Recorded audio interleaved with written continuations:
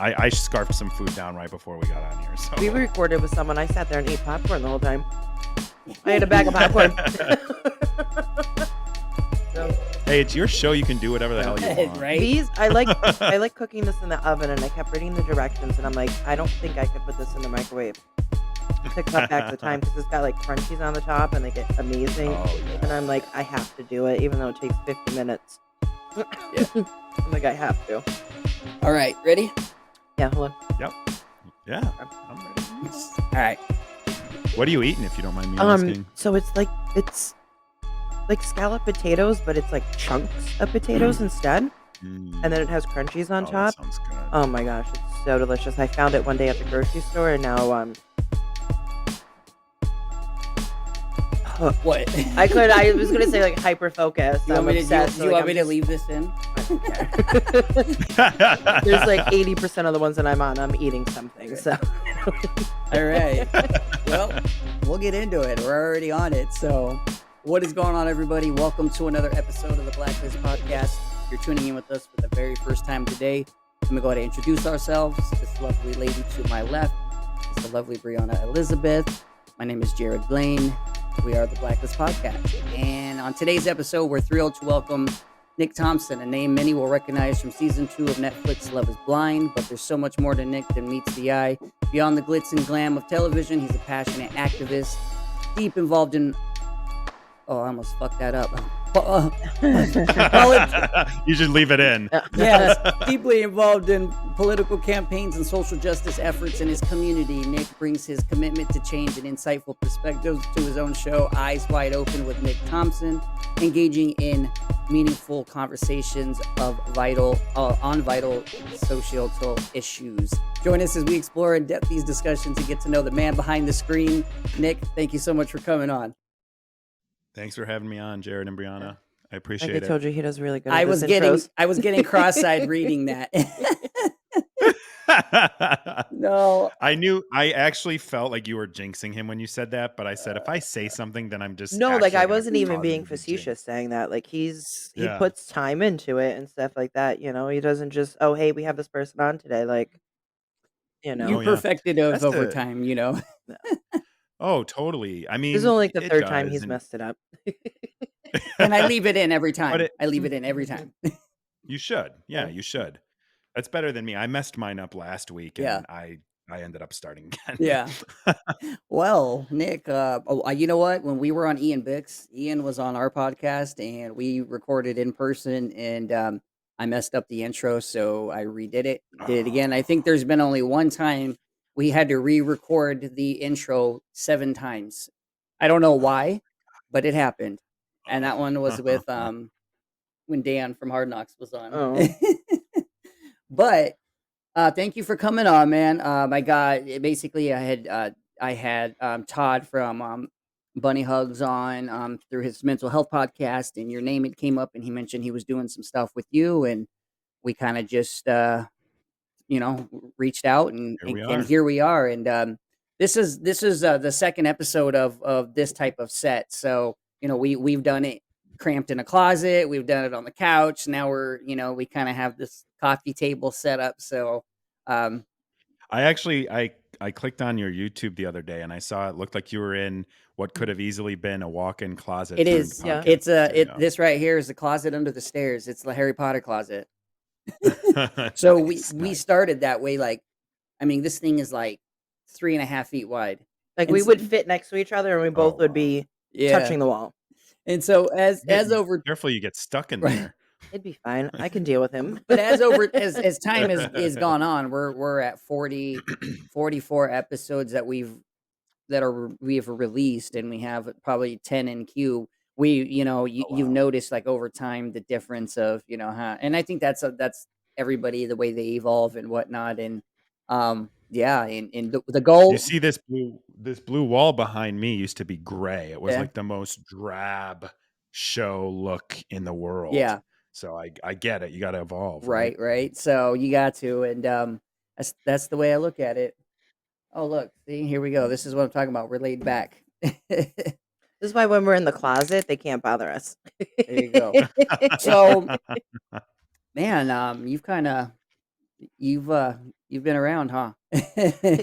He's just insulting you I have left and right No, we're I not. Nah, I have been you around. I have have, been you around. have. So, I mean, naturally, the biggest thing is, is Love Is Blind, and that. How did, if you don't mind me asking, how did that even come about? Oh my gosh, it's a it's I look at it now and it's a funny story. I've told it so many times and every time I tell it I'm like, how is this real life? But I was never really a consumer of reality TV. Maybe, a show here and there. And I had heard of Love is Blind season 1 and I was a cast member of season 2. I had heard of Love is Blind season 1 just because everybody was watching it because it came out right around the start of the pandemic. And so everyone was talking about it, everyone's watching it. You could see it everywhere online, right? And then, um, I got a LinkedIn message from a casting director, and she basically was like, "Hey, you single?" And I was like, "Oh, so now we're sliding into DMs on LinkedIn." Before I'm like, "Okay, I guess this is escalating, right?" But as I read the rest of the message, it was her saying she was casting for Love Is Blind and was interested if I would consider going through the casting process or speaking with her. And so I kind of chuckled. I sent it. I sent a screenshot to my friends, and I was like, "God, can you believe this? Like me on a reality show. I don't think anyone would care to see that." But I took the call because you know I thought to myself, stepping out of your comfort zone, dating sucks. Let's just see. So after the call, I watched the show from season 1, and I was like, oh, this actually does seem different than other reality shows. It wasn't. It didn't appear to just be about sex and excessive drama. And of course, there was drama, right? But it seemed authentic. And I remember the couples on there, the Amber and Matt Barnett, and then Lauren and Cameron Hamilton that got married from season 1 seemed like genuine people. I've met them. They are genuine people. So when I say seemed, I don't want that to be taken out of context because I could see that being a problem. Mm, But they just seemed like genuine, normal people. No one seemed to really be looking for clout. It seemed to be a genuine experience people were going through, and that's how they sell it to you too. It's, we're trying to help people find love. We're not trying to be the Bachelor. We're trying to give people an opportunity that they can meet the person that they're supposed to marry. And so, you get sold that. And this happened in this first initial was November of 2020, and then I was cast a few months later. I say I sleepwalked into the pods because I just never thought they were going to pick me. And even going through the process, like I felt like a lot of my interviews, I was trying to talk them out of it. Like, I don't think I'm what you're looking for. mm, Like, I'm not very dramatic. I can't be manipulated very easily. And I'm not going to say or do anything that's out of character. So I just kept thinking like, this is just never going to work. And then I got the call that I was cast maybe a month or 6 weeks or so before filming started, which was the end of April 2021. And I remember I was walking down the street. I'm in Chicago. I'm walking down the street just on a walk after work. I get the call and they're like, "Oh, Nick, you've been cast." And I'm like, "Oh." And I'm just kind of like walking. I remember I was in this, it was one of those like classic strip mall parking lots where there's a Starbucks on one side and a Subway on the other, and mhm, then some dry cleaners and stuff in between. And I just remember I looked up and I like saw this shopping center and I'm like, huh, this is really weird that they cast me. And they're like, "Do you have any questions?" I'm like, "No, but I think I should. mm, Yeah. So let me think about this a little bit and get back to you with my questions," because I was just in mhm, shock. I just wasn't ever expecting it to happen because I'm not very dramatic. Like I don't like to talk about people. I like to talk about ideas and all that stuff. So, next thing I know, we're there, and I went in too with the mindset of I'm trying this. This sort of addresses a lot of my critiques, a lot of my challenges that I've had dating, which is, you know, you don't do it anymore, I'm assuming. And, if you do, whatever, but the apps suck. Everybody's got endless opportunities, and nobody, in my opinion, takes the time to get to know each other or move um, at a progress of what a like building momentum towards a relationship. And so I had just thought maybe I can. And I went through, an extensive process with my therapist, doing my own thought reflection, and I just was like, you know what, I'm actually fine because I'm not chasing clout. I'm actually fine if I go there and I somehow manage to meet someone that I want to marry. I'm okay with that. Mhm. If I go there the first day and I don't connect with anyone and I go home, I'm okay with that too. And that was kind of my mindset going in after like the 5-month casting process. Right, right. For people that don't know, what tell us the premise of the show. What is it technically? Well, if you don't know, these days you must just not ever turn on TV, open social media, or watch any entertainment shows because it is. I mean, this season that's out now, season 6, was the most. I forget the exact. That was like the most watched first episodes of any of it, which is crazy because last season was a mess and there were so many upset people watching it. But the show's huge, and the premise is 15 men and 15 women go to these things called pods, and you actually start off dating, speed dating, basically people without seeing them, and you just talk to them and you have conversation with them, and then as time goes on, you rank your connections, and then as people I got to be honest, like, I don't know if this is what they say is how it works. I don't know if this is actually how it works. I wouldn't be surprised if it wasn't. But, allegedly, people that rank each other high, they get more time together, and you do this over the course of 10 days. And then if you decide that you want to get engaged to someone and you propose, then they say yes. Then you get to see each other the next day for the first time.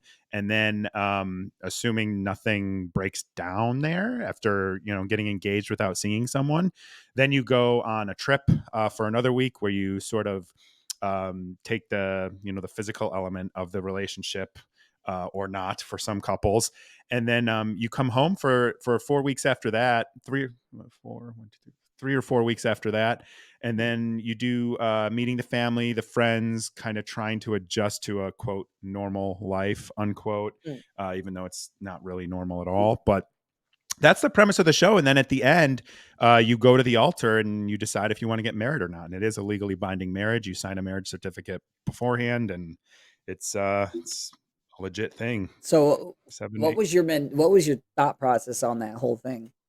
Like, was it just like this is fucking crazy, or like how I was what gonna was it? say too, like, people think it's crazy, say like me and Jared were to meet and 2 months later we're married.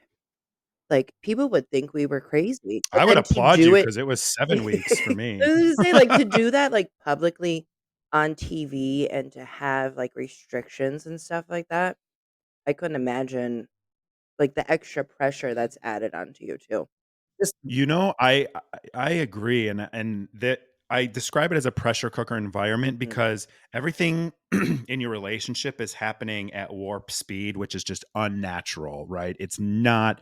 You don't get to know people the same way. You're in manufactured situations. You're out Right. of the structure that kind of keeps you sane, that I think people take for granted. When once you're in this thing and you're being controlled for 24 hours a day for 3 weeks to start this off, and then you come back and you try to you left and everyone in your family and friends had no idea where you were going, and you come back and you're engaged and you were on the show, and it's just all of these like very manufactured and unrealistic situations. So there is that mentality, of, oh, I'm in a pressure cooker, this is a life altering decision, because in the last 2 days, I got engaged. I fell in love, got engaged, saw the person for the first time, spent a week with them, and then you go home and it's like, by the way, mom and dad, who I didn't tell I was going on the show because I never thought, Mm.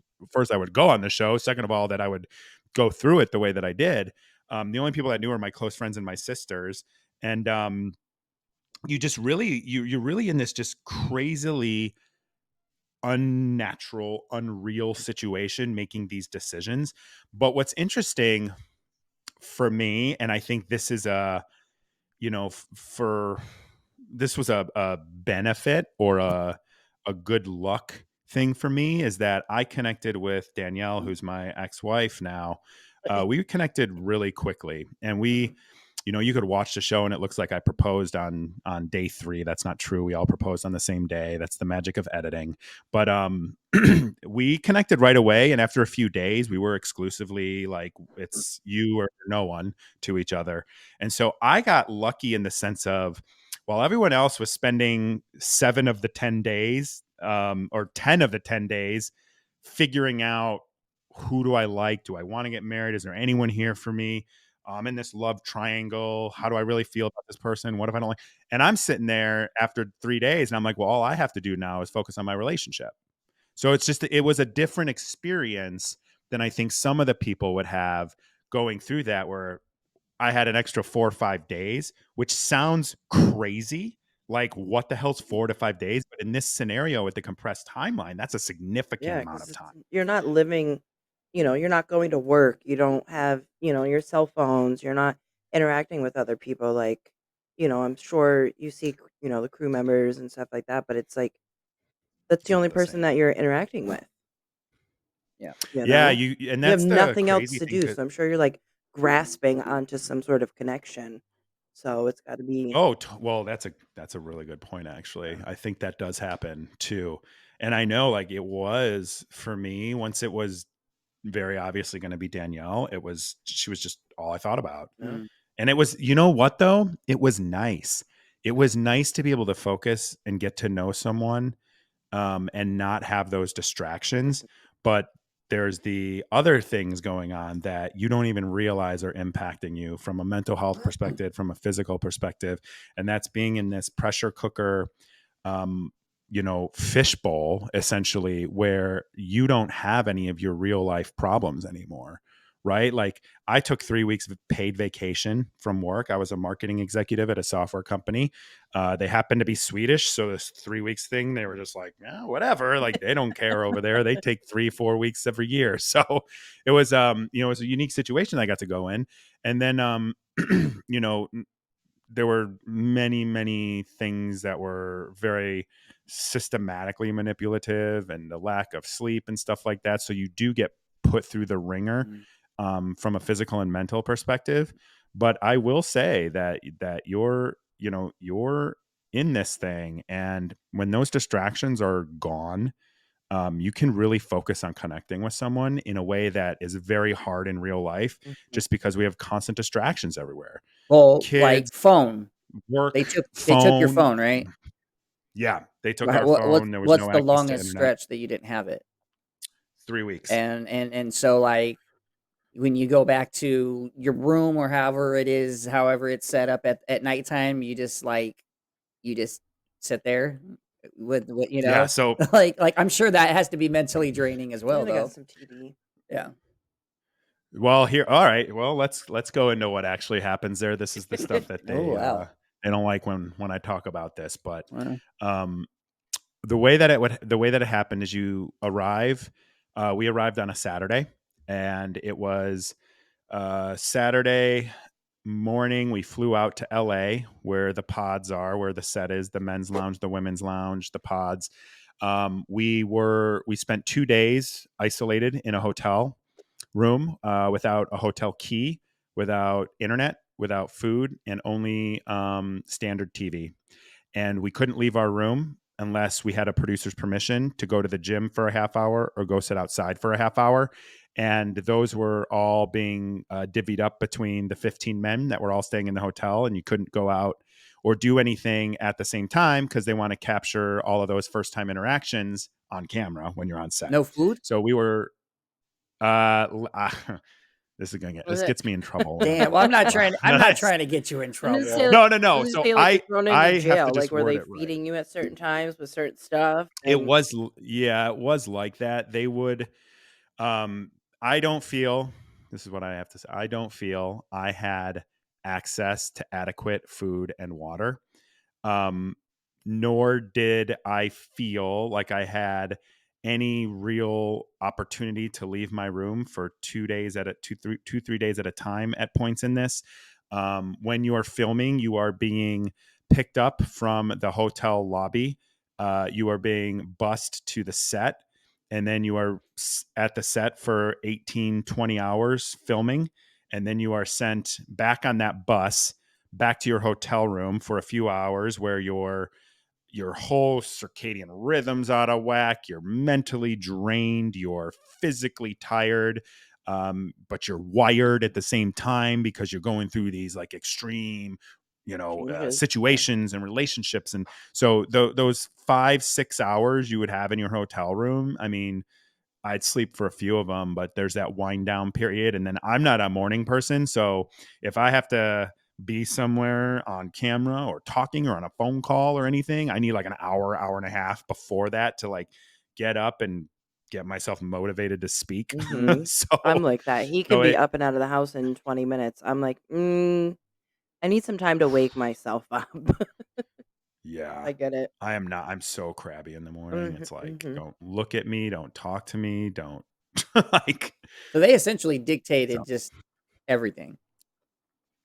Yeah, they do. So when you're in the pods and in Mexico, which again is 3 weeks total there, you are at their beck and call. You don't have a wallet, you don't have a passport, you don't have cash.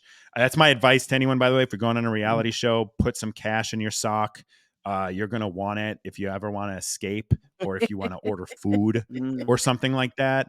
That's the one thing I really wish that I really? did because yeah, there were moments where I was like, I got to get something to eat, or they would be, ordering Chick-fil-A for dinner. And it's like, well, I don't eat chicken and I'm gluten free. So Mm. there's like literally nothing for me there that I Yeah, can that's eat. Damn, I wish So I it's would like, have had this info a few weeks ago. We had a guest who just left to go on a reality TV show for 3 months, and I don't know the show, I don't know the name of it, but oh, wow. it's not going the episode won't release until he comes back. But he left, and I'm just like and he's like, "I can't have anything, my phone, like, nothing." So I was like, "Damn, I wish I would've told him, hey, take some Wow. money in your sock." Yeah, that's my advice to people now. Take some money in yourself. Because here's how you think about it. And like there's several lawsuits now against the production company Kinetic Content. In these lawsuits, there are allegations of false imprisonment. There's allegations of sexual assault by cast members. There's Jeremy Hartwell, who is my co-founder of my nonprofit. He has a lawsuit based around labor law violation due to the amount of time we were working. Yeah, because And there's gotta then, be, what, minimum of 8 hours between clocking out and clocking in technically? well, technically, yes, but we're labeled as contractors in Oh, our so that's contract. the way they get around that. So that's the Mm. way they get around it. And it was funny because at the time, like, this is where people are like, well, you signed up for it. Like, you don't really know what you're signing up for until you live it. So anybody who hasn't lived it doesn't get really to say it. They should just listen to the people who lived it. But that's the whole thing is like, you don't, and it took me a long time to process what I had been through. But like when you think about being under the control of your employer, which they were our employer, um, when you think about taking control of someone for 24 hours a day for 3 weeks, by California labor law, where we were filming, and then in Mexico there too, that actually is there's several indicators there that would make you a full time employee by California labor law. And so that's what Jeremy's lawsuit is alleging in that case. But there are all sorts of very strange things. Like we all got W-2s. We made $1,000 a week during the time we were filming. So we all got W-2s. My conjecture or my hypothesis is that they gave us W-2s because they wanted to be compliant with the government Yeah. in They give California. you a But our W-2, but you're contracts, 1099. That yes. makes no sense. So, because they couldn't make us 1099 by law in California, Okay. but they can get us, to sign these contracts that Mm, say we're an independent contractor and all of the, 30 pages of NDAs and what you can and can't do. And I actually filed a charge with the National Labor Relations Board against them, alleging that we were misclassified as contractors and should be classified as full-time employees for the length of that time. And that investigation yielded 30 plus potential illegal activities mm, and in that contract for us. So that's under investigation now by the National Labor Relations Board. And when that ruling comes down, if we are labeled by the federal government that we were actually employees, there's going to be a whole lot of that contract that becomes null and void. That's going to give us mm, the opportunity to speak about our working conditions and not get sued for millions of dollars. right. We're going to be able to speak, get basic, whistleblower Mm, protections against our employer. The parts that say you cannot unionize or be part of a union or join a union, that'll be negated as well, because that's a right that you have in this country. So there's all sorts of legalities to what they do to produce these shows that are starting to really bring a lot of things to light that are probably illegal, and Mhm. most of them are going to likely, I would say, become null and void. And then reality cast members, at least on certain shows that take so much control over you, will be considered employees and then have those basic labor rights Yeah. as well. I used to work for a company in Texas, and they he basically had me as a 1099. However, I got a weekly salary paycheck. He paid for all of the it was a concrete staining and scoring company. He paid Mm. for all the tools, he paid for all the supplies, like, and at the end of the day, but at the end of the year, he was trying to but we were still like getting W-2. It was weird. But anyways, at the end of the day, what it came down to was like, well, if you got a salary check, if he paid for all of the supplies, if it was his work truck, his tools, it That makes you an that makes you an employee. employee. Yeah. So there was no If you brought way, your own tools and worked on your own and you're hours, getting and that would piecework, make you a you're contractor. getting piecework and you're using your own vehicle and this and that, then that's a true 1099. So there's ways around that people try to get around that, Yeah, but it's just like, but exactly. that's, man, that's television. Unfortunately, reality TV, like, it's it's sad the way that, like, they I've never been on reality TV, but people that I'm just gaining from, like, from you and whatever people have talked to, and it's like they pitch this idea to you that you're gonna go on the show and you're gonna get like this vacation and this, that, and the third, and you're just like, oh great, I'm gonna be on TV, blah blah blah, and then you get there, and then you're just like, this isn't what I signed up for. But you have a Exactly. contract. But you got a contract, and now With damage clauses if you wanna leave, all of so that. it's Yeah. just like, wow, well, all right, they got you, they definitely got you in on that. So how long Well, and go ahead. I was just gonna say, there's like the story I'll share real quickly. There's a clause in your contract, or at least there was in my contract and some of the other ones that I've seen, that it says we can defame you, we can misrepresent you, you cannot go against the editor, you're subject to lawsuits or arbitration, excuse me, all of that kind of stuff. And when I think about that, I look back at that because I read the whole contract and I didn't have a lawyer review it. I had some amendments that I knew I needed made just for my job. But you read that and I'm like, well, I'm not going to say anything stupid. I'm just going to be myself and I have integrity. So what could possibly go wrong? And luckily for me, it didn't really go wrong. But there's a lot of people that probably read that with the same mentality, and then they got edited out of order to look like they were cheating, or they got some sort of edit in there that is a complete misrepresentation of what happened or them as a character. And then all of a sudden, you have this TV show that's defaming you and ruining your life, all for entertainment of Mhm. other And people you who are all, by the way, all human yeah, beings. and you can't do anything about it because You you can't do signed a anything about contract. it. And they say too, like, this is something I've been thinking about a lot lately. The the people who are usually the most vocal are the people that were, quote, a villain, or as I like to say, edited into a villain. And those people are the ones that are vocal. And because people have this perception that they're a terrible person, that they're a villain, they don't get taken as seriously. Right. So for every me that's out there speaking the truth about what these working conditions and what these experiences are like, there's probably 10 villains that have done the same thing, but they don't get taken seriously because people just think they're bitter because their true colors were shown. Yeah. Right. So it's tough because there's a lot of people that financially benefit from it as well. And then you don't want to bite the hand that feeds you when you're getting, shuttled around to premieres and shuttled around Mhm. to all of these special events and these red carpets. And the money that you get for that and the sponsorship deals and to promote other shows, like, it can become a legitimate source of revenue and a full-time job. And people look at it and it's almost, and I did this myself too. You look at it and it's like, well, it's kind of like the cost of doing business, right? You win some, you lose some, but you got to, like, for me a long time, I was like, I'm hyper focused on my marriage. I want my marriage to work. And I kind of just was like taking all of the stuff that I think I knew deep down inside wasn't right, but I was just focusing the energy I had into trying to make sure my marriage was strong and work through things that had, popped up and bubbled up when we went back into real Mm, life. And, I don't think people do that that go on these shows sometimes. I think they kind of just accept it like I did, where I was like, well, I met my wife, forget the rest of it. I'm just going to focus on this. This is the outcome.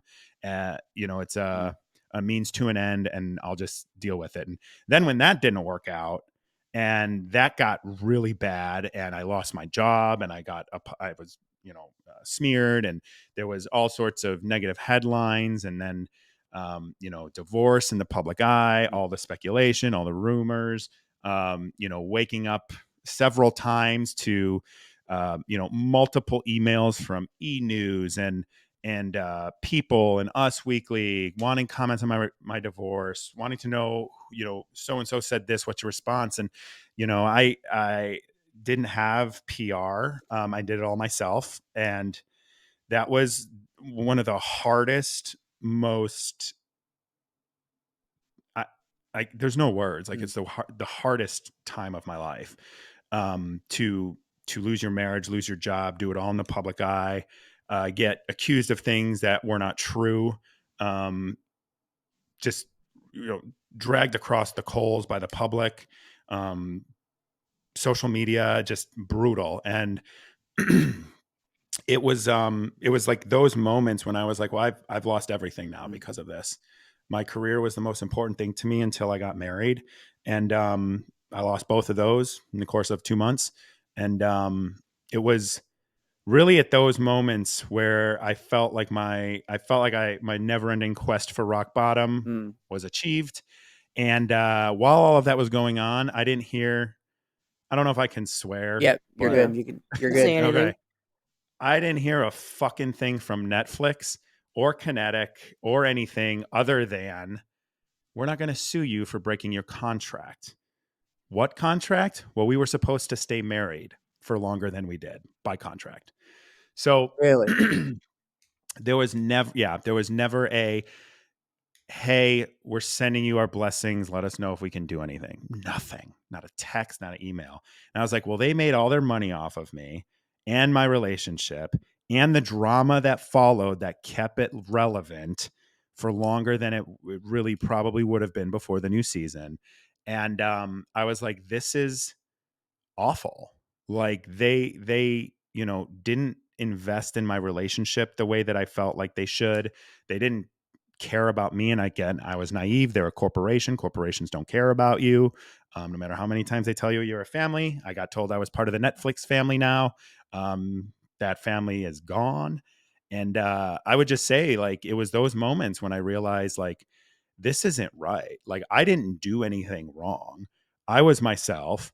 I went in with the best intentions. I acted with the best intentions.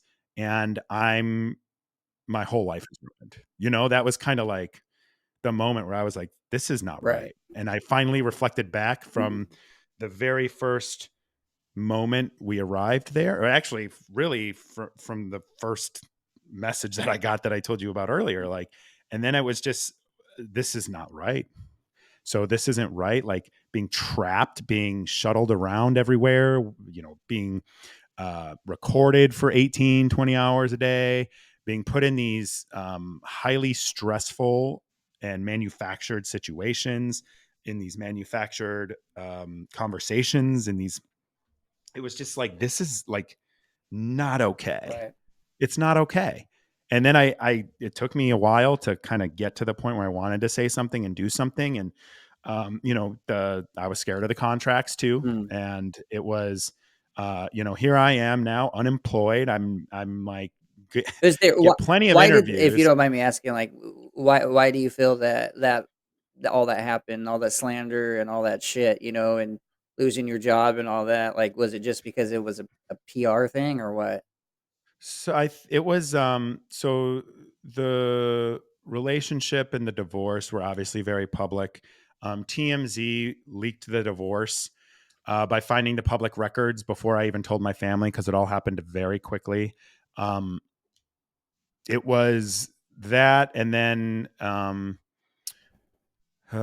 do I say this the nicest, most respectful? So there's no animosity between me and Danielle, my Mhm. ex-wife, but she wasn't the best in interviews talking about us, and aired um, laundry that wasn't even mine in some cases, I would say.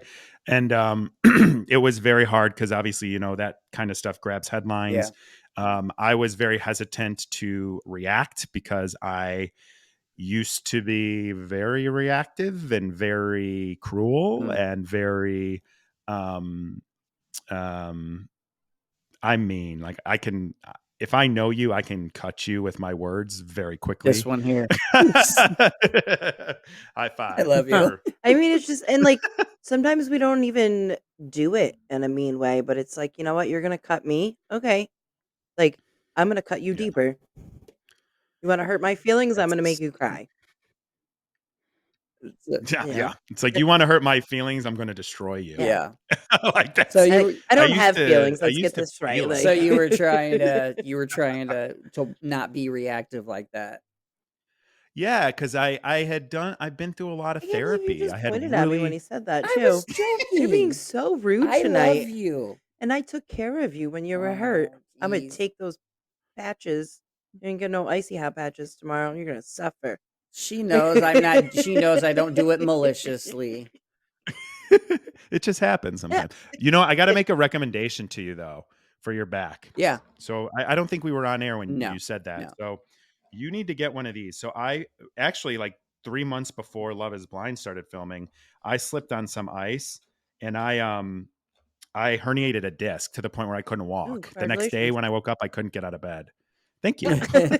And I went, so I finally, like, got to a doctor and physical therapy and x-rays and all that, found the disc had herniated. There was and I'm so bad at going to the doctor when something's wrong. So I, of course, decided I wasn't going to be able to walk straight or get out of bed easy in the morning for like a month before I went to the doctor.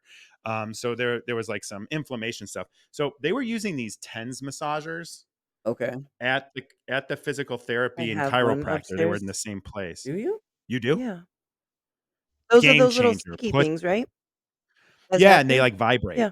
Oh, Yeah. you know what? I've had something like that before. I was in a car accident like years ago, and I went to a chiropractor, and they stick them to your back, and they do like the electronic thing. Yeah. Yeah. This thing's like 30 I bucks have. on I Amazon, have. but you already have Yeah. one.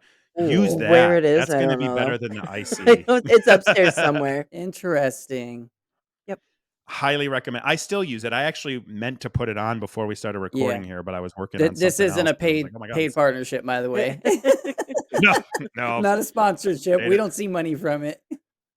Hashtag Yeah. not an ad. We live in a really small town, so the store that I had to go to was very limited. Mm, Yeah. gotcha. We live in a But one if stoplight town, so Oh, okay. Oh, wow. Okay. yeah. So you gotta Well, get at the it's a gas village station. actually. It's considered a village. Oh, cool. What's it called again? It's considered a village. Like there's the No, I mean the village name. oh, I don't know. Can we say that? Yeah, you're just gonna have to edit Oh, it you don't out. have to say it. I didn't think about that. I'll edit it out. I'll It's blur it it's out. called Okay. small little when COVID hit, I got sober right beforehand and I had the opportunity to move out here. So I took it. And then I'm no Okay. longer with that person anymore, but I stayed out here and it's been the most amazing choice I've ever met. And then he moved out here a year ago from Arizona. Yeah. Oh, Yeah. wow, okay. Is it like where is it in New York? We're up by Canada. Western. Yeah. We're like five and a Okay. half hours from the city, from New York City. So Oh, we're in the okay. Like an country, hour you and a half know. from the border though. Yeah. Nice. We're in the country. The country. It's gorgeous out We're like here. near Niagara Falls and stuff. Yeah. That's so But cool. no, that's perfect. So, all right, I'll just bleep that out. You know how well Sorry, I no, was you're good, but you know curious. how it is. Okay, so you understand it being in the public eye and like, yeah, okay, we're not like this huge platform, but we still have trolls and haters and this, that, and the third, and people It only takes one and they psychopath. if they leak That's it. your information, then it's just so, I had to explain that to this one because he's been we've stopped. but he was giving our address out to people to mail us Well, they stuff. wanted to mail us stuff, and I didn't think about it, and I was just like, "Here's the address," and then she's like, "You I do realize, I come like." home one P.O. day and box. I come home one day and I go in the office and he's like, "Oh, look, somebody mailed us this." I'm like, "Who the fuck did you give this address to?"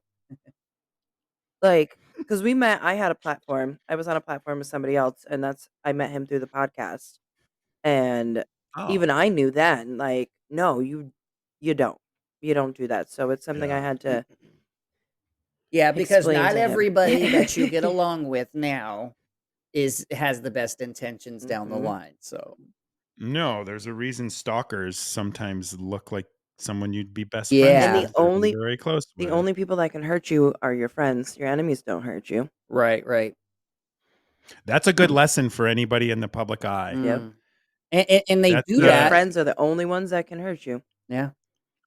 that's true. And the other one's opinions don't matter because they don't know you. Yeah. Mhm. I what's the quote? The ones that matter. Oh shit, I Don't forgot about. mind, and the ones that mind don't matter. Yes, the ones that I matter think, don't mind, and the ones that mind don't matter. but yes, And That's a good it was a lesson right, that he had to learn. lesson learned. lesson Hopefully, learned. no harm though. So nah, she beat me up, punched me in the eye, told But I me even don't told do it him again. but I even told him too, like, we have kids here in the house, and, like, some of the stuff we I talk know. about is our past. Yeah, But somebody can take that as we're doing that now today in our life, and without hesitation, call CPS, call the cops, whatever, Yeah. yeah. and that's just And you one of those pissed off people at you for that podcast that you did, Mhm. all of a sudden are like, I'm gonna get my There revenge you go. for whatever the hell's going on inside them that they need to project on you. And then, Right. they put you through this process that, hey, even if like DCFS is called and you guys are found innocent or whatever, however that works, like why why would you have to go through that process? yeah, That's not Yeah. good. yeah. Like that's not a fun thing. Right, right. So it's So, yeah.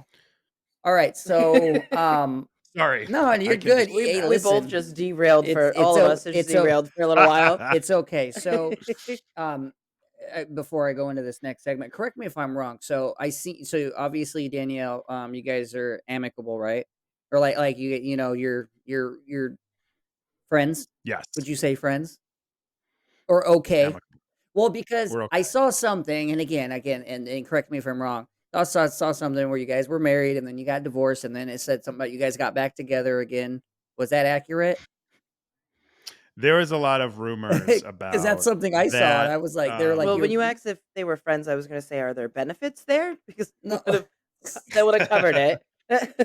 Well, I was just curious Well, because of of being getting divorced and whatnot. So, yeah. So we reconnected. We both spoke to a Business Insider expose, and this was also the launch of the UCAN Foundation. I'm sorry about my voice. I'm a little under the weather, and I feel like it's quitting on me. nah, you're good. Um, the Then we decided, after that had happened, we had talked again for the first time in, I mean, pleasantly in like 8 months, non-pleasantly a few months. Um, so that then it was, here's the thing. It's like, there's this, she and I are always going to have a bond, or at least I believe we're going to always have this bond. And it's not trauma bond, right? It's love, it's affection, it's the strange circumstances in which we found love with one another, right? But there's also going to always be that reminder, that bond from the trauma bond piece of it. And that's not everything, but I believe that's part of it. Mm, And so, Because you guys both experienced that shitty situation, and you guys can talk to each other about what happened, and you're not gonna have to worry about getting sued or getting in trouble or anything like that, because she was there exactly, too. She went through the same stuff you exactly. went through, so And there's like a camaraderie there. And it's the same thing like whenever a new season comes out. Like, I'll be honest, because it's really all I know how to do. But like the last couple of weeks have been really hard because not only is the new show out, or the new season out, not only is it a constant reminder. And listen, I have 99% of reality people on my social media are like muted, so I don't have to see it every day mm, because it just keeps me in this place of mm. of despair, right? And feeling icky and feeling Yeah. but there is, this time the shows come out, and then it's just like the reminder, and then it's the news articles, who's together still from the other seasons, who's not, and then our names are getting mentioned together again, and it's just like every 6 months a new season comes out, and you're like, go through this again. And it's hard for me because I I do have love for her, and I do, I miss her. And that doesn't mean that we were compatible or that it would have worked in a different way, but there's a chance. Like Mhm. sometimes I do think like it maybe would have worked under different circumstances without the pressures of the show. Mhm. Um, but it's a reminder, right? And so we had this article with Business Insider. We were both interviewed. It was a big expose. Um, I had heard it's actually it's so like dramatic. Megan Kelly, who's a housewife. Um, wait, not Megan Kelly. What the hell is Megan King? I do that to Megan King all the time. I accidentally call her Megan Kelly. To be clear, not Megan Kelly, Megan King. Jeez. Late. It's like 9 o'clock at night. I'm Yeah, I tired. feel you. And a little sick. But Megan King had Danielle on her podcast, and I had heard, of course, heard through friends who follow it all and all of that stuff. And Megan reached out to me and was like, I want to like host you and Danielle meeting in person for the first time again on my podcast. And I remember I read it and I was like, I don't want to see her. Like, I can't do it. I was heartbroken still. I mean, it'd been like 6 months, but I was still heartbroken. No, it had been longer than that. It'd been like 8, 9 months. I was still heartbroken over the whole thing. And so, one thing led to another. And she and I started texting again. And then one night, it was like the Derby last year in May, whatever day the Derby was. We had texted all day and then decided to get together that night. And we stayed up talking most of the night and talking through a lot of stuff and having some beverages. And then she thought we should take a picture and post it. And Or did it say sup? Yeah. that went viral and got picked up by the news. So that's when they're like, And you guys are back together, this, that, and the third. and then Megan King on her podcast just takes credit. I basically said, I got Nick and Danielle back Oh, together. And I was just Jesus like, Christ. this is so I'm sitting there, I'm like, what the fuck is going on? And then all of my friends were like, what the hell's going on? What are you guys doing? Like, it was just, so then it was like a whole nother shit storm coming Yeah. out of nowhere Yeah. about something else. And then she and I were approached by every outlet you can imagine that wanted the first crack at an interview with us together. What are are you guys back together? What are you doing? They want the tea. And so credit to her, actually. She was like, why would we give them an interview where they can like craft the narrative? Why don't we just do it on your podcast, my podcast, Eyes Wide Open? And so we did a That's the two-parter episode you last watched, right? summer. Yeah. Okay. She was watching it earlier. Yeah. Oh yeah. He So wouldn't we stop did a talking to me too. I'm two-parter. like, can you stop? I'm listening to the podcast. I'm like pausing it and listening to him. I'm like, okay, all right, bye. Going back to this. So you guys did it. So yeah, we did that. And Heck yeah, that was really smart. yeah, Absolutely. I would have never thought of that, just because my podcast isn't really about me. It's more about like issues and other people's experiences and giving them a platform and expertise and stuff. So it was an interesting thing for us to try and navigate. But we didn't even, I think we talked for like a half hour before the show to be like, okay, here's like a very loose outline of what we wanted to talk about. Got through half of it, hour and a half. We're like, okay, I guess we're doing two-parter. So Mhm. that was kind I of was how that telling him, I went. go, But that was I'm like, wow, it was really long. They had to do a second part, and the second part's really long too. Right, right. yeah. We we hadn't had that kind of conversation the whole time. And I think it took, I don't want to speak for her, but I know it took me a long time to reflect on it all, to be able to look at it, Yeah. without living in it. And, I felt for so long like the world was happening to me and I wasn't an active participant in my life. And so that was what I was trying to like take back. after, everything had gone Mhm. haywire in my marriage, my job, and my life, and all that stuff. And Mhm. so this was like a really big step for me to take back control of my story, right? To take back control for us of our story, our marriage, what really happened, Mhm. what we really went through individually and together. And this was the first time that we had actually like talked about it in that depth with each other. And it's something I kind of wish we could have done earlier, but we weren't in the space to do it Yeah. because the show is so Everything damaging happens when it's and the supposed to, pressures. Yeah. Yeah, and that's how true. it's supposed to, when and how. Right, right.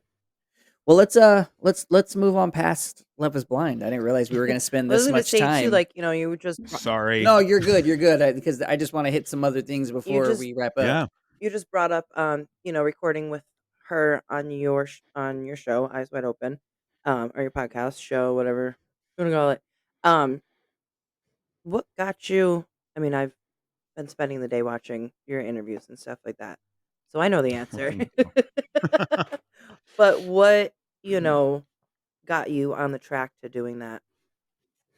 To the podcast. Yeah, especially, like, with everything, being out there and you being bashed and Well, there's that's kind of like a two-parter, but I'll be quick because I know I'm talking a lot. But No, um this is I about wanted to you, have man. a This yeah. episode's about you.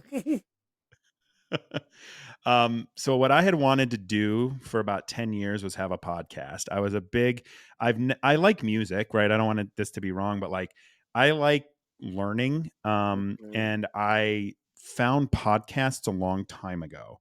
And I found them before they were kind of mainstream to the point where I remember like I would say to people and so my first podcasts were fantasy football focused and then what was that other one I used to listen to?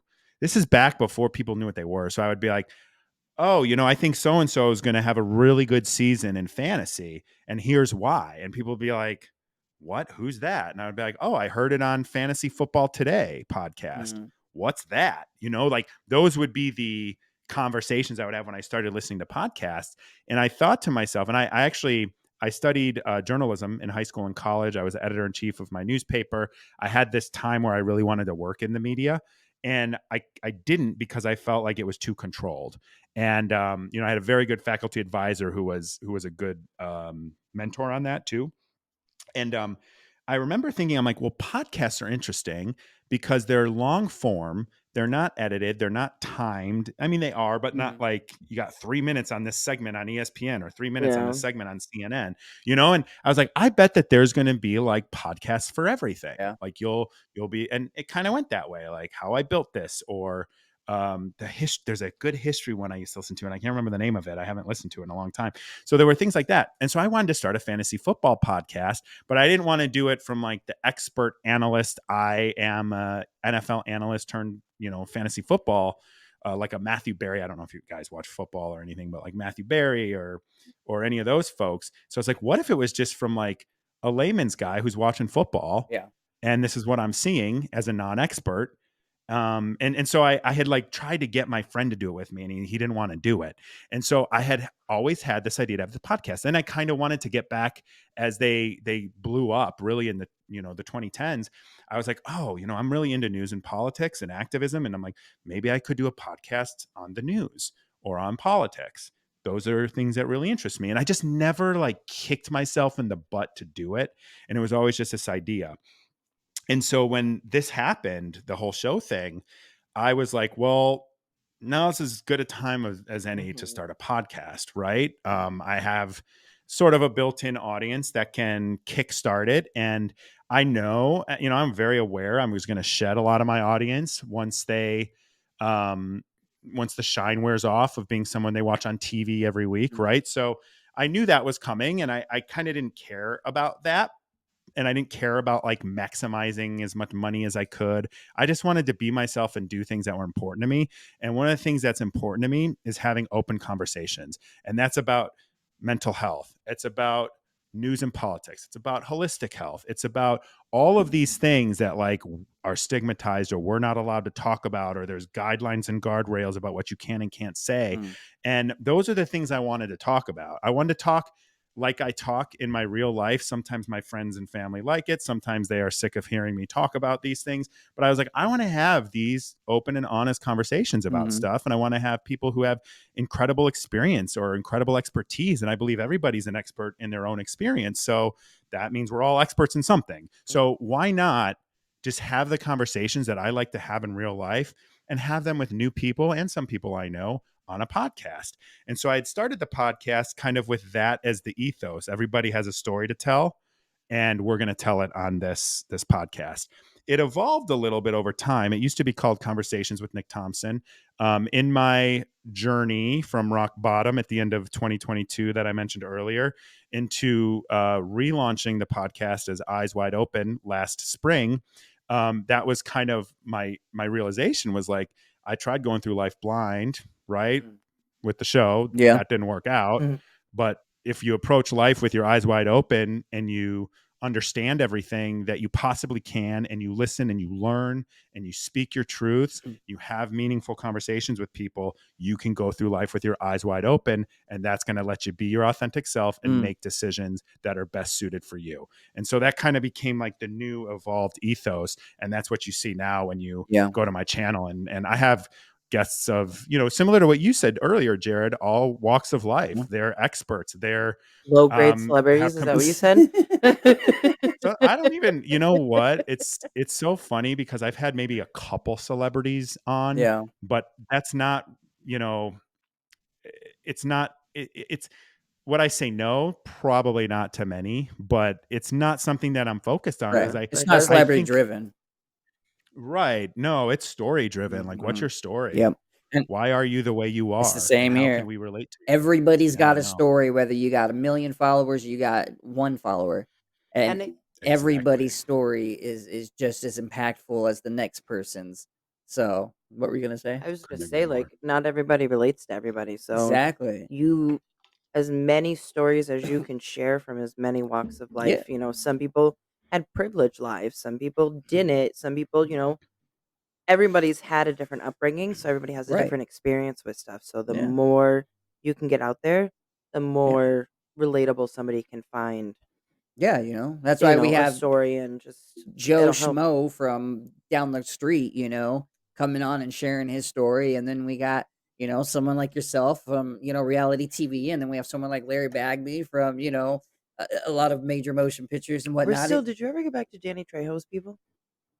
Oh, that, yeah. And we're Sorry. working, we're working. Oh my god, that would be a Jesus. good get. Yeah. We're in the process of working on that as well. So, but Wow. anyways, at the end of the day, Sorry, I just thanks for the spoiling squirrel it, babe. the squirrel stuff. Oh, I'm sorry, we're gonna I have to edit that out. edit My bad. edit that My out. bad. You can't tell anybody, Nick. Don't worry. I won't. Let So me retract that I looked tweet. over too and I seen your it's gonna be face when like I said it's that. I gonna was be like, like "Uh-oh." it's gonna be like fucking Men in Black. I'm gonna go over there and just all right. Wait, now you're over. You get like a cease and desist from Danny Trejo's Yeah, people. Nick's over there hitting up, entertainment and all that shit. So let's I want to talk about your nonprofit because and before we get into that, like you've been very open about your rock bottom and everything that happened after the show, losing your job and unemployment and you're so Let me say something to you. Fuck those people that don't agree with how things happen with you. yeah, Oh, totally agree. Well, you want to know, Jared, you said this earlier. I'm forgetting if we were recording yet. So if you want to, you're good. Say it. I don't have to. No, no, say it. Okay. You're good. Uh, the podcast you were on where the wrong thing went viral out of Oh, context. okay. Mhm. So I had been on months of interviews. There was after the UCAN Foundation came out, I did an interview either with the news or with a podcast 4 or 5 weeks, Monday through Friday, each day at least one, if not two. And that kind of kept picking up, right? Because every time someone would say something about it, it would come back up again. So it's like I'm back, doing these interviews and stuff. And I did this 30-minute interview, and I'm trying to remember which outlet it was originally with. Because here's the weird thing with these news stories: one interview happens, and then there's about 500 stories of the other media outlets covering that story. Mhm. Mm. So it'll look like I did 15 interviews with people, us, the Messenger. I think the Messenger's gone now. BuzzFeed, all of these things.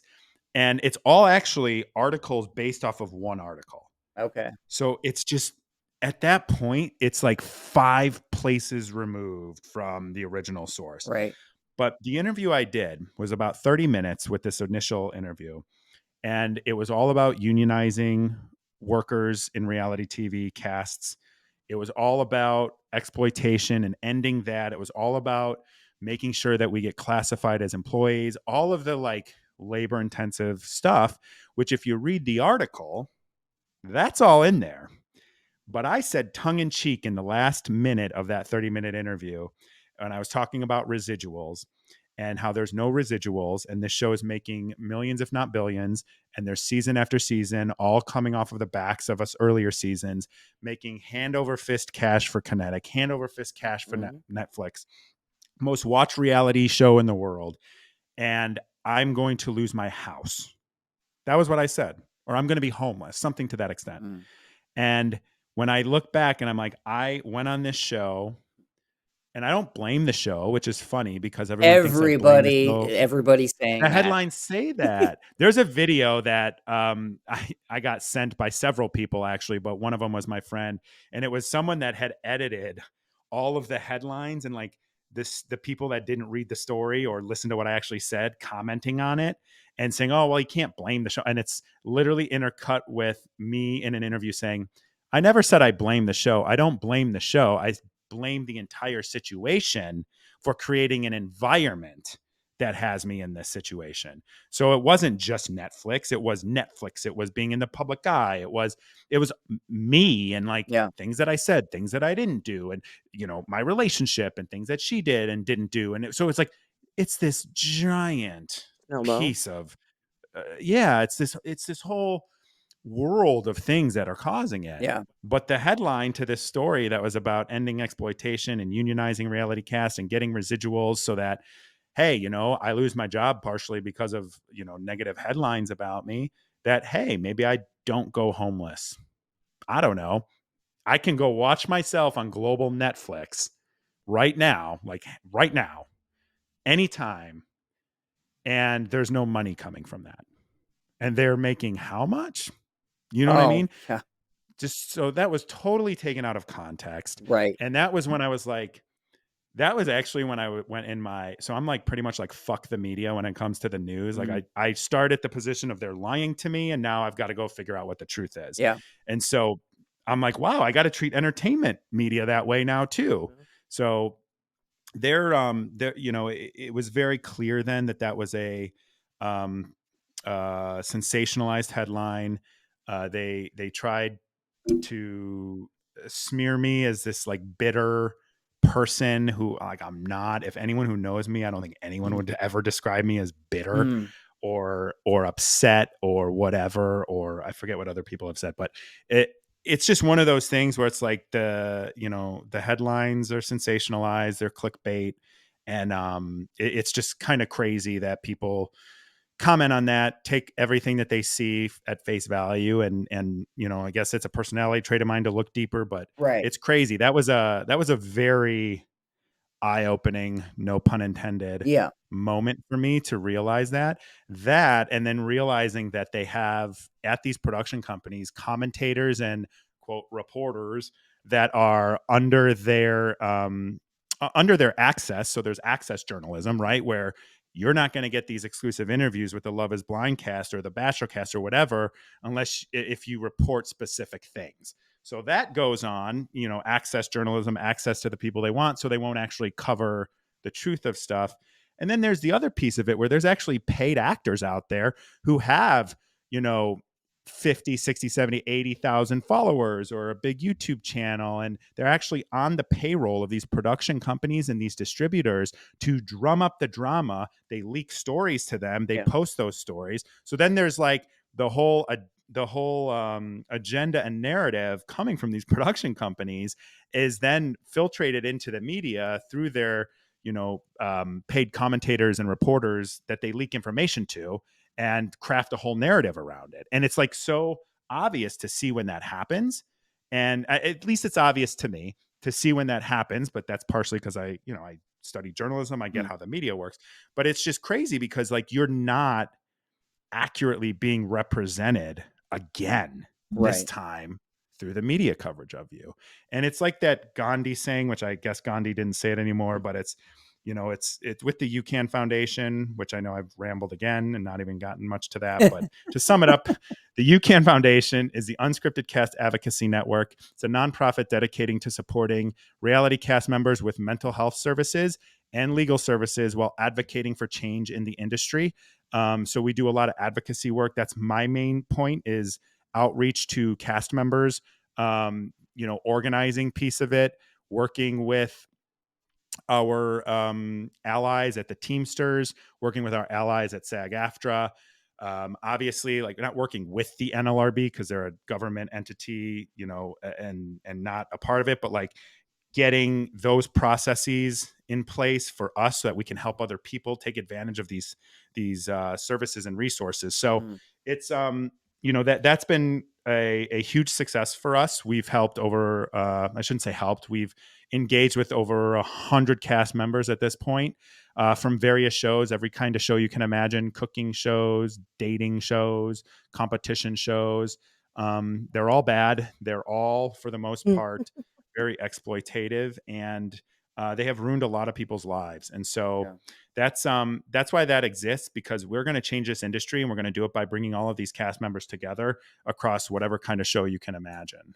Yeah, I think that's really important because, again, I'm only hearing it firsthand from someone that's been on reality TV, but you every it seems like every single story that I hear is the same. It's just like, they pitch you this glam thing, and then next thing you know, your life's in shambles, and it's not, again, we're not gonna blame the show, but it's everything. It's the It's the situation. Yeah. situation. And so at Yeah. the end of the day, like, um man, they fuck with their mental health and just everything, and it's like, they need resources. Like, people need Yeah. Mm. resources. It's not like, "Here you go, you're gonna be on Netflix, alright, we're gonna pay you X amount of dollars," and that they send you on your way. And it's just like, yeah, I think you need resources and to be able to help You navigate all know, these things. And that's exactly right. And I hope I don't get in trouble for saying this from UCAM, but we're putting together a resource guide. We have tons of therapists that are in our network, and we put together task forces of mental health professionals to build a resource guide for before a show, during the show, and after the show. And this is going to include things like: what are your rights? What are coping mechanisms? Before you go on the show, what are some of the things you should think about? What are some of the things that could happen that maybe you're not anticipating? Because I think what happens is you get sold this glamorous celebrity vision, Mhm. right? If that's what sells to you. If it's someone like me, you get sold this, well, you're looking for love, like this could be the way that you find your partner, Mm. because that's what was important to me. And so you can attract and tailor the pitch to whatever kind of person is there, and whatever you Mhm. can determine their output. And then it's just an easy sell. And let's face it, right, wrong, or indifferent, people want to be famous, right? Has my hat been like half sideways the whole Oh, I think it had been, I time? think it was normal for a little bit. I don't know. I might have messed with it. I love this hat. I just got this a couple There weeks you ago. go. Go Bulls. Chicago They Bulls. suck though. Yeah, they suck. So it's just this whole bill of goods that you get sold, and you can sink or swim. And like, I didn't sink, right? Right. Like, I was just myself the whole time. I didn't have much interest in being a celebrity of any sort. And let me tell you, I never thought my life would be this, Yeah. ever. But I'm just the kind of person, and it's part of my upbringing. I grew up working class. Like, I watched, my dad lose his job, and then we lost our house, and my parents got divorced, and we moved around a lot, and we didn't always know where the next meal was coming from. And, I grew up like that, and I was determined not to live my life like that when I was an adult. So I went to school and all that stuff. And my point of saying that is, like, when I look at this and the people that I've talked to, and I felt like, well, somebody's got to do something. And if someone doesn't do something, I'll do something. And this is also, by the way, how I ended up group leader in a lot of projects in school, because I would wait for someone to step up, wait for someone to step up, wait for someone to step up. No one does. And then I step up and I Mm. do the work. So that's kind of where I view this too, where somebody has to start it, but it is a movement. We have so many, and even if it isn't directly, here's UCAN showing you another cat, there are all sorts of rumblings bubbling up across shows and networks from so many people with much bigger platforms and much bigger stories and much more traumatic stories than mine. And I think that we have given them the space to do that and knocked down a wall or broke a glass ceiling to normalize the treatment that people experience on these shows, that's actually going to lead to the change that we need to see in this industry to make it Yeah. less exploitative and still entertaining, but less damaging to human beings. Mhm. That's what I was gonna say too. You're like you start out as this regular Joe Schmo, and then you go on the show and you turn into a toy. And some people can't kick that feeling or can't get past that and maybe make meaningful relationships afterwards because they're gonna keep thinking well, everyone's like that, and it's you're showing them that they can be humans and there's people out there that understand, and here, let me hold your hand so you can live a Yeah. normal life and process things and See, cope with all of it in a healthy manner without your life falling into shambles around you. And I think that's amazing. It's ex- yeah. I think it's exactly right. And before, and I'm not the first person to speak out. I think the reason, I think this is my assumption, and this is not ego. Believe me, I wish I wasn't doing this sometimes. But every time I feel like that, something happens where I realize how important it is. But what I think is so timely, or this is that it is the biggest show in the world, a reality show in the world. And the fact that I was not a villain in the edit, I didn't have, I mean, I had a relationship with woes and then I got divorced, but like, I don't have the villain edit that makes me look like I'm whining and crying, even though they're trying to make it look that way with these media stories sometimes, right? Mhm. But I didn't have that. And so that, on top of the popularity of the show and the fact that people pay attention and the fact that I had 300,000 followers on Instagram, and it's, it was like a timing thing. Like, I could have done this now and I don't think it would matter. But I did it at the height, at the height when I could have still been going on other shows and Yeah. making other money. And I had that conversation with myself and my therapist, where it was like, if I do this, those opportunities are gone. But what I came down, like, perfect match, gone. Not that I was ever asked about it, but if I was, I would have had to make that decision again, which is a spin-off show of all the Netflix reality cast members. Mhm. So I had to have a real discussion with myself, like, do I just shut up about all of these things I've learned about what I experienced and how I feel? Do I shut up and go take the money? Or do I stand by my morals and do something? Mhm. And my ethos is act with integrity and do the right thing. That is my number one thing. And I believe that in my heart. Even when it's hard, you got to do the right thing and act with Mhm. integrity. And so I ask myself, just like I do with every big decision I make, is this within my value system?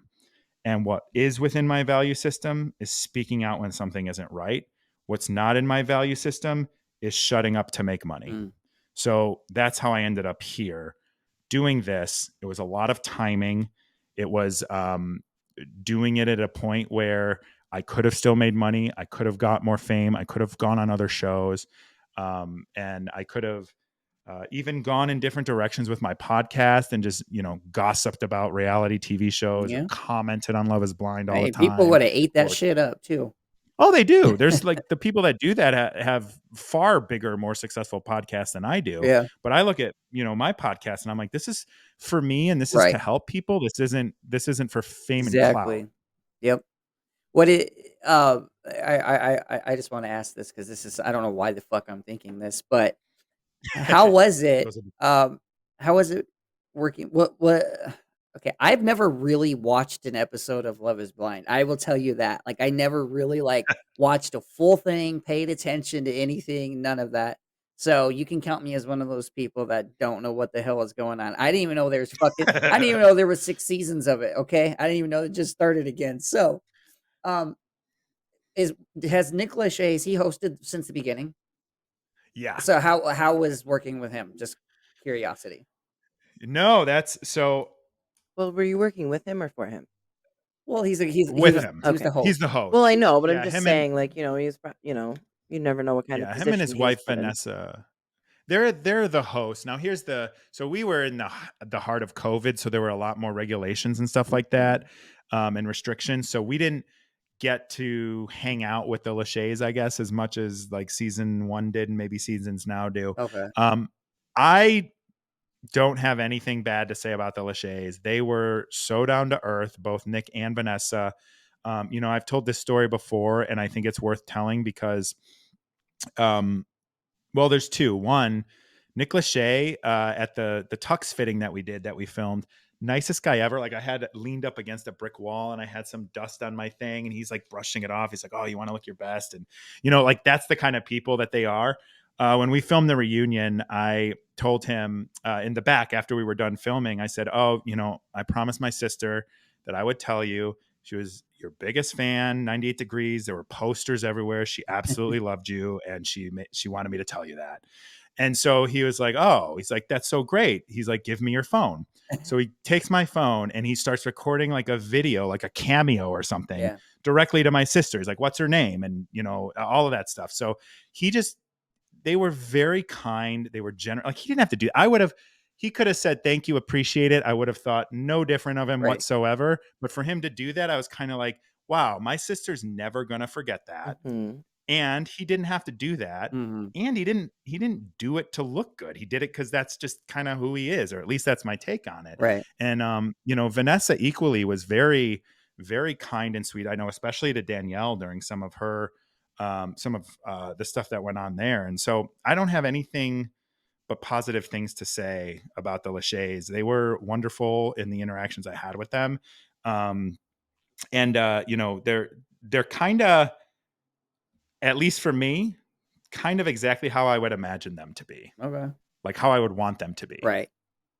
That's cool. which you can't say when you Right. meet, they always, what's that saying? Like, don't meet your heroes. You never want to meet your heroes because they're going to disappoint you or something like that. Right. Yeah. And I'm not saying he was my Right. hero, but Right. like, you don't want to meet a celebrity and then have them disappoint you. And you're like, oh, geez. Have you had that happen on it? Like side note, have you met Ooh. what who have you met that and been disappointed in what you thought?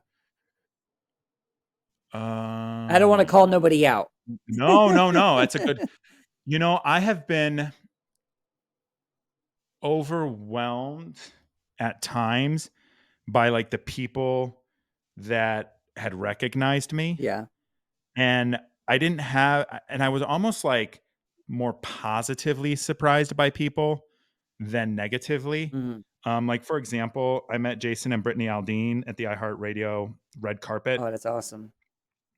and I was like, I don't want to say starstruck because I Right. don't care about But celebrities, but like still. when you're sitting there and you're like, I'm on the red carpet with these people, like they're real celebrities. I'm D minus, maybe F now. I'm probably F now, an F with celebrity. Was that your favorite encounter, celebrity encounter? Was them? No, my so this is my f- so this is where I was gonna go. Like my favorite people were not like the Hollywood celebrities. It was like the people in the politics shows that I watch Love Is Blind. So like there's a show on YouTube called Breaking Points, with it's Sagar and Jetty and Crystal Ball host it. They have like 1 million+ subscribers. They're completely independent. They're right leaning and left leaning, and they have like real conversations about stuff. I've been supporting them since they started their show. And like my biggest oh my God moment was when Sagar DM'd me the day that the weddings aired and was like shocked that I had followed him on Instagram and that I was a big fan of the show and had watched it from the beginning. So like to me, it was like, oh my God, here's people that I support, Right. and here's people that I listen to every day and I get my news from that you can probably tell I don't trust usually. So like to me, I was like, oh, when I got that DM and then they asked me to come on their show and I was like Okay. starstruck. Yeah. So that was pretty like to me, that was more important than or more emotionally tying than meeting the Jason Aldean and Brittany Aldean, but they were very kind. Yeah. They were super cool. Oliver Hudson was hilarious. He was another one. He was more starstruck when he saw Danielle and I on the red carpet than I think we were. It was so funny because he was like, Yeah. but he was super nice. Gave me some very good advice too on kind of like how to handle people that come up to you when you're like new celebrity and stuff like that. So Yeah. those were really good. I'm trying to think if there's anyone else. There wasn't really anyone that. Here's what I'll say. I've met a lot of people in reality TV Mhm. too. Um, they're all kind of what I think you would expect, Right. personality wise. Yeah, Yeah. I wasn't really blown away. Yeah. Yeah. No, that's cool. Yeah. Like I said, we talk about the serious stuff, but then it's also nice to, just like, Oh just yeah. talk about, stupid shit. The I don't celebrity know. Yeah, gossip. exactly, exactly. You got to. It's not every day, that you talk about it. I don't know. You maybe more, but us no. Oh, I don't. It's funny because like I don't. This is what my whole like peace thing is. When I was in that reality TV world, I was so uneasy and unhappy because they weren't my people. Yeah. And it wasn't until I kind of got myself separated, and now I'm back in it kind of in a way, Mhm. but it wasn't until I got separated from that and kind of like back with my friends, back into my routines, back into things that matter to me. I didn't do a lot of the celebrity stuff that a lot of them did because it just wasn't of interest to me. Right. I'd much rather go on my people I respect's news show or Mhm. podcast or whatever than I would go walk down a red carpet. Yeah. And so for me, it was like kind of like blending my reality with like some of the benefits of the people in the relationships I got to make with people that would be in my reality if I Right. knew them on a personal basis Yeah. that only got to meet them because of this. So I think that for me, it's I don't have that many friends, I would say, that are from reality TV. I've met a couple, from either my season or other shows that Mhm. I'm cordial with, and then I have some that I'm friends with. But I would say mostly it was like really important for me to kind of get back into my reality Right. after all of Mhm. that.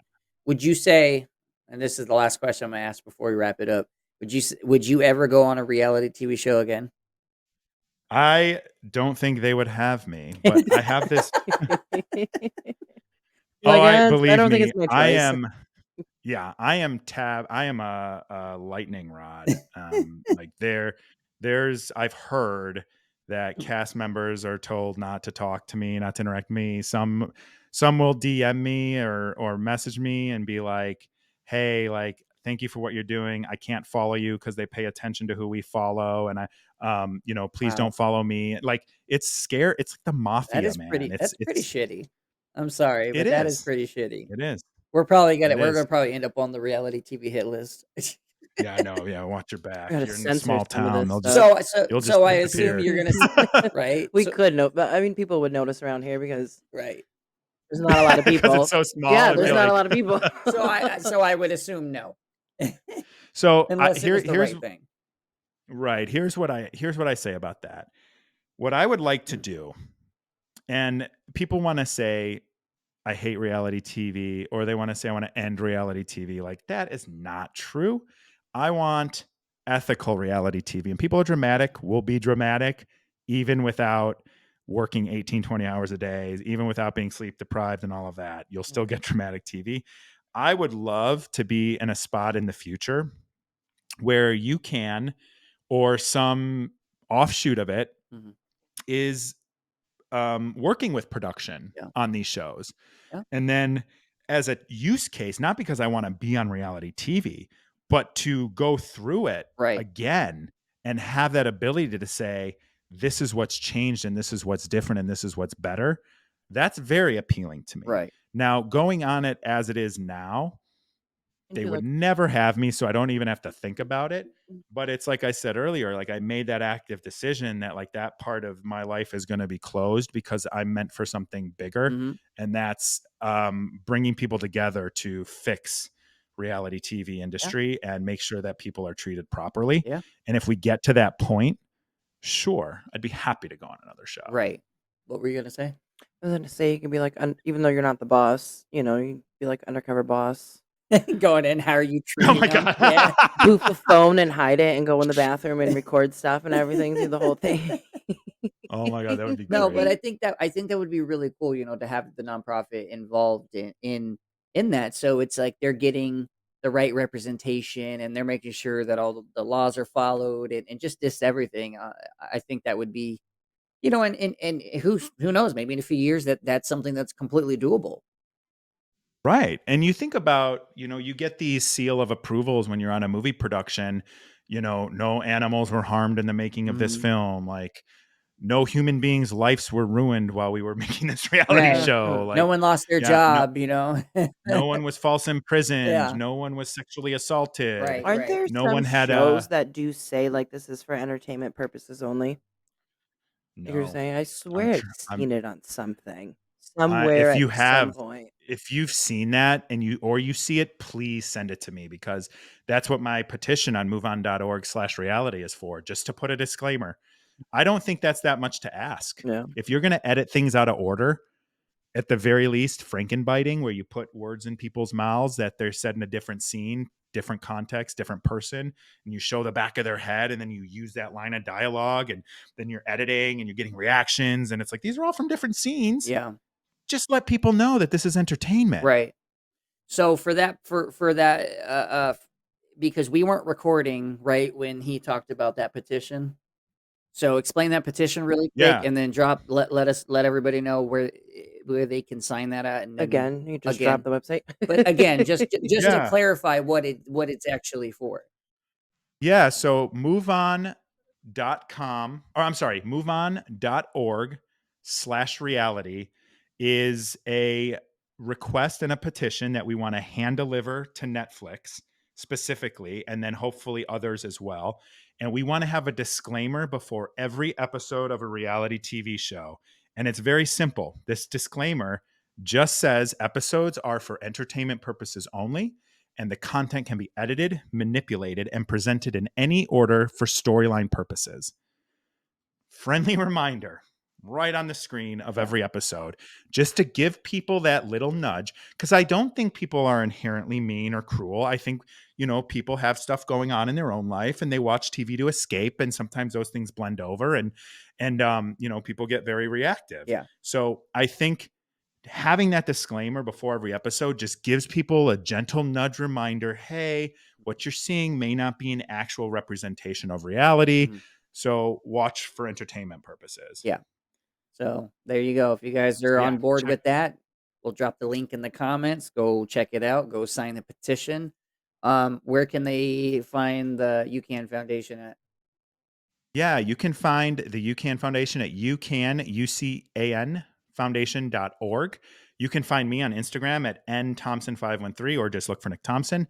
I'm also Nick Thompson513 on TikTok, which I don't post as much there. And then you can find Eyes Wide Open on YouTube or anywhere that you listen to your podcast. And I have several episodes on there with other reality TV cast members talking about their experience. And then we also talk about anything culture, which is where that falls under mental health, holistic wellness, and free speech, and anything, like I said, going on in culture that I find relevant at the time for us to have a discussion about. Awesome. Yeah. Well, like I said, all the links will be in the description. I Check it just went out. on and signed. Oh yeah. She just went on and signed. Oh, thank you. Mhm. I'll do I'm it gonna as soon as I get a get off refresh. here. Yeah. Right. Thank you. But yeah, the link's in the description. Go check it out. Go follow Nick. Go show him some love. Go just support. He's doing amazing stuff out there, and fully support it. And man, an hour and a half went by fast. So I appreciate know, you. and I have to thank you for your extended time. I got a little No, you're talkative good. Like I today. said, man. Sometimes it takes. Sometimes we've had almost 2 hours. It's just it's almost 11. It's 10:46 at night right now, but it's okay though. We're done. We're gonna go I to don't bed. mind. I don't have to wake up early. Yeah. Well, I see tomorrow I was supposed to wake up at 3 a.m. to go to Oh work, my but I god. was able to get out of that, so now I don't have to wake up till 6:45. So I He get that. wakes up. Oh my gosh. He That's about when I get up, so he wakes up and gets the kids ready for school I do. I get the kids ready for school and because get I am not a morning person. yeah, get them out. I So, feel you. but thank you, man, for coming on. Thank you for just the opportunity, to come on. I know we've been back and forth for a little while trying to get this done. So, I we Thank you too. appreciate you coming on here and spending this time with us. And again, we have our website, so anything that we need to help promote, we'll throw on the website. We'll talk about that more as well. Um, I appreciate that. yeah. Anything else you want to say before we officially wrap up? No, just thank you again for your time and your open conversation, and I appreciate what you're doing with your show too. Yeah, Likewise, appreciate you, even though I've never been in the position, but recognizing that there's a need and creating a solution to it. Thank you. So it takes a absolutely. lot of guts to do something on that extent. Yeah. Thank you. Yep. I appreciate that. Yep. All right. Well, that's going to wrap up another episode of the Blacklist podcast. Hopefully, today's episode, have I fucked that up? How do I fuck the outro up? It's too late. Hopefully, today's conversation left you feeling inspired and uplifted. And remember, each one of us has the power to spread hope and positivity in our own unique way. If you don't mind, please follow, subscribe on your favorite platform, like and comment, share. Any interaction helps us reach more people. Spread this podcast to someone who might need some hope and positivity. Go to the blacklistpodcast.com. You can find this episode as well as many others. And until next time, we signing off.